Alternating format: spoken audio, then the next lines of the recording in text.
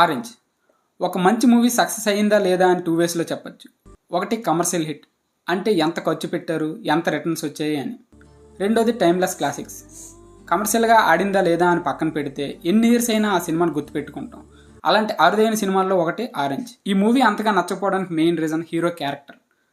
అప్పటి వరకు వచ్చిన సినిమాల్లో హీరో ఒక హీరోయిన్తో మాత్రమే లవ్ ట్రాక్ చూపించారు, మహా అయితే ట్రయాంగిల్ లవ్ స్టోరీస్ చూపించారు. కానీ ఈ మూవీలో హీరో ఒక్కో స్టేజ్లో ఒక్క అమ్మాయిని లవ్ చేస్తాడు. అది కొంచెం షాకింగ్గా అనిపించింది అప్పుడు ఆడియన్స్కి.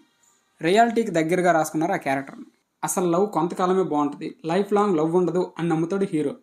తను ఎందుకు అలా అయ్యాడో ఫ్లాష్ బ్యాక్లో చూపిస్తుంది. జనరల్గా యాక్షన్ ఫిల్మ్స్ చేయడం చాలా కష్టం, కానీ భాస్కర్ గారికి మాత్రం యాక్షన్ ఫిల్మ్స్ చేయడం చాలా ఈజీ అంట. లవ్ స్టోరీస్ హ్యాండిల్ చేయడం చాలా కష్టం అంట. భాస్కర్ గారికి ఫిల్మ్ సక్సెస్ అయ్యి డబ్బులు రావడం కన్నా తన ఫిల్మ్ చూసిన వాళ్ళు ఏదో ఒకటి నేర్చుకోవాలి ఆ సినిమా నుంచి అని కోరుకుంటారంట. మూవీ స్టార్టింగ్లో ఒక డైలాగ్ ఉంటుంది, డోంట్ సాక్రిఫైస్ ఫర్ ఎనీబడీ అంటాడు. మూవీ లాస్ట్లో హీరోయిన్ కోసం సాక్రిఫైస్